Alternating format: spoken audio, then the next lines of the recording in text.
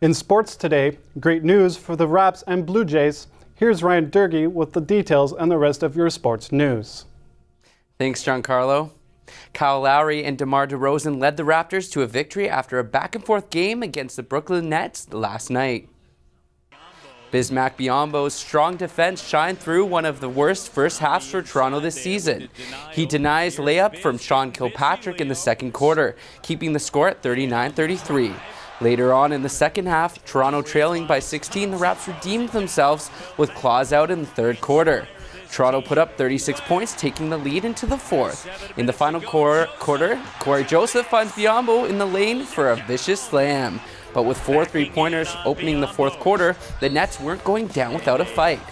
Brooklyn kept Toronto on their toes by challenging their 3-point lead with just 3 minutes left. But in comes Lowry with a game changer, a jump shot with just 38 seconds remaining. The Raptors hold on to win 104-99. Now we travel from the court to the outfield where the Toronto Blue Jays spring training session continues in Florida. The Jays take on the Minnesota Twins yesterday afternoon where they got a big boost from Daryl Siciliani. With bases loaded in the first inning, he delivers the biggest hit of the game when he mashes a pitch for a grand slam, making for a 5-run first inning for the Jays. David Adams upped the ante when he hit a solo home run in the bottom of the fifth, settling the score 9-3. With that victory, the Jays are now sitting at a 6-1. The Bluebirds are playing the Rays today and take on the Yankees tomorrow. Now in football news, it looks like Peyton Manning just gained a new golfing buddy. Detroit Lions wide receiver Calvin Johnson announced his retirement yesterday.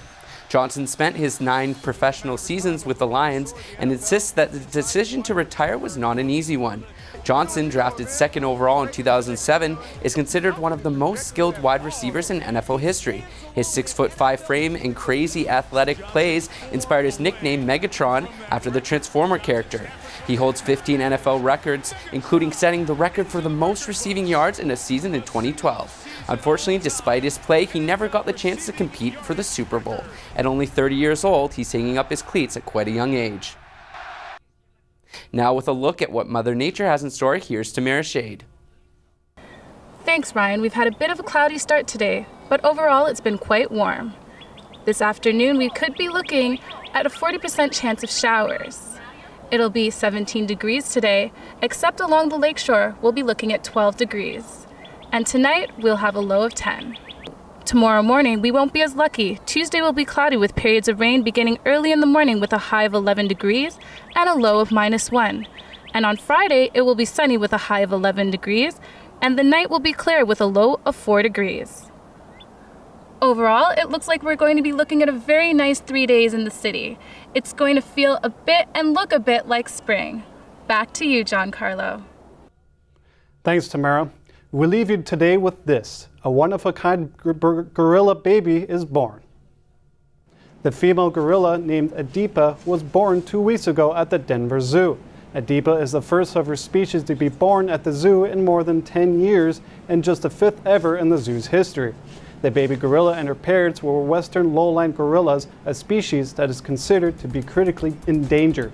The zookeepers say the mother and father are adapting to parenthood quite well, and that the baby Tinga is more fun than a barrel of monkeys.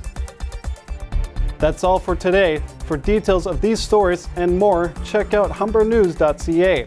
Humber News is produced by students in the journalism program at the North Campus. I'm Giancarlo DePecco. Join us tomorrow for our next news update.